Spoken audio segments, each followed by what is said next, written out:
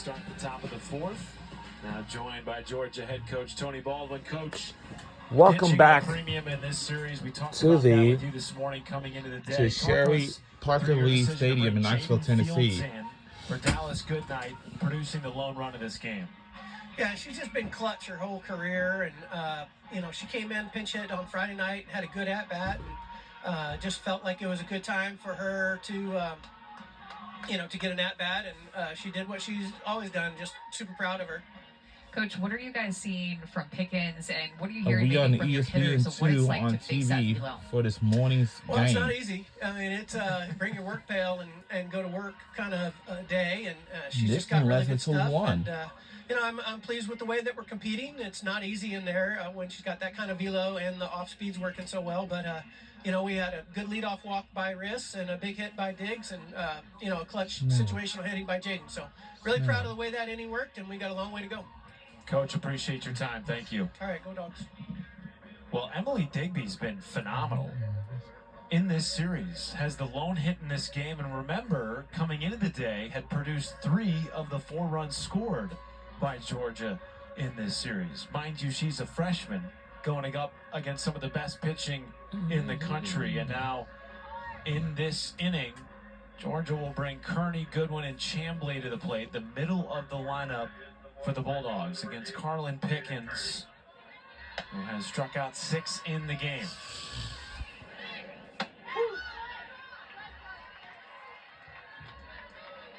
Jada Kearney, of course, always a threat when she comes up to the plate to hit the ball out of the ballpark.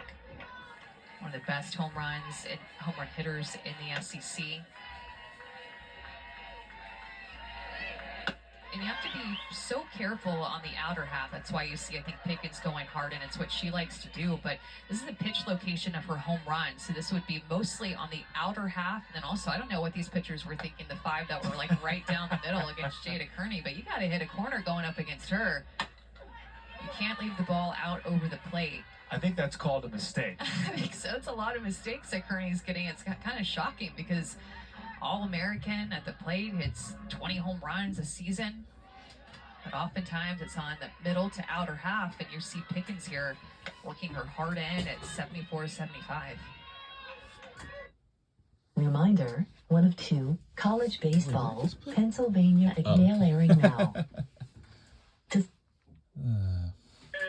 And just when you think she's going to go back hard in, and she dots this one up on the outside corner, right at the knees, gets her to swing and miss through it. I don't think that would have been a called strike, but with 2 strikes, you have to swing at it to protect, and she's gotten her twice.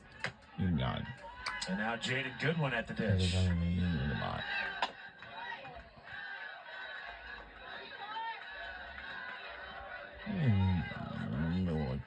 Goodwin made first contact of the game against Carlin Pickens for Georgia back in the 2nd inning. It was a foul ball. That's the type of start that Pickens has had.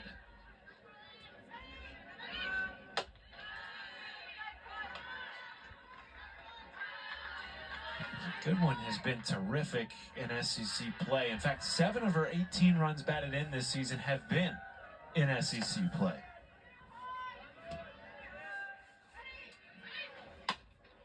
Rolls it to second base. Rodriguez, the first 2 away. We already scored already. Tonight is ESPN Hockey Night. We are in the lead by 1. The Colorado Avalanche host the Dallas Stars in a Western Division showdown. The Avalanche have won all 3 meetings this season against the Dallas Stars. Coverage begins 10 Eastern, 7 Pacific on ESPN. And here is Sydney Chamblee.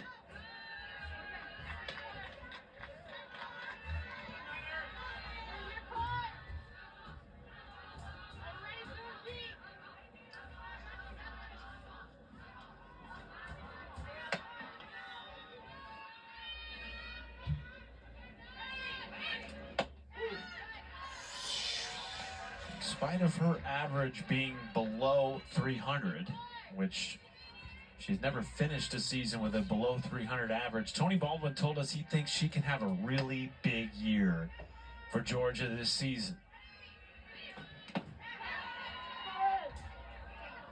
Showed spurts including the NCAA tournament last year, the regional and the super regional for the Bulldogs.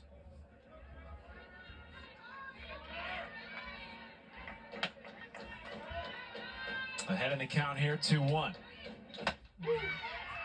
And take strike 2. To hear the pop of that mitt, and that's a lot of speed, especially when Pickens brings that speed inside. She's not scared to go inside to left-handed hitters, seeming like something that she's worked hard on this year. Good rip from Chambly, foul down the left field line. But when 74, 75 comes inside to you, it feels even faster than that. 79, 80, it just, inside pitches are always going to seem faster to you.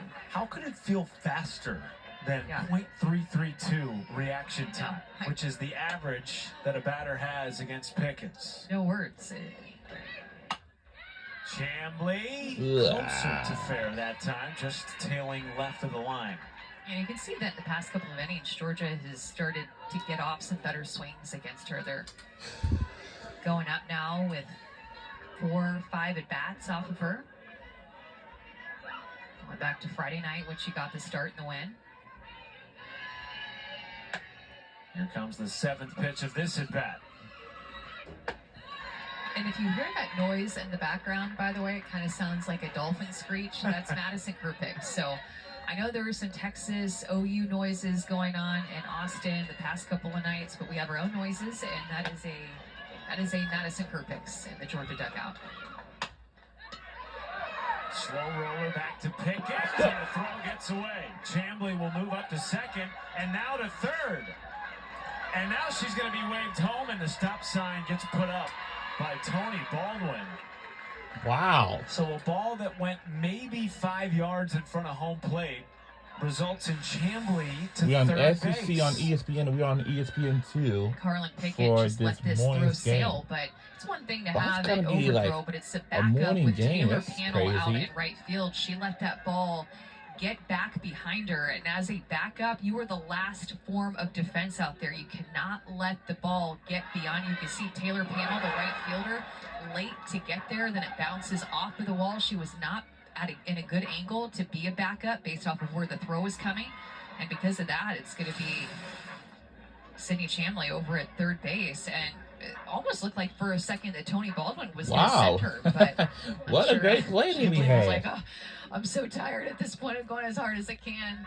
He gave one big arm circle, and then the big stop sign came up from Tony We're on Baldwin. ESPN2 on TV for tonight's game. For this morning's game. SEC on ESPN and ESPN2. Sydney Chambly.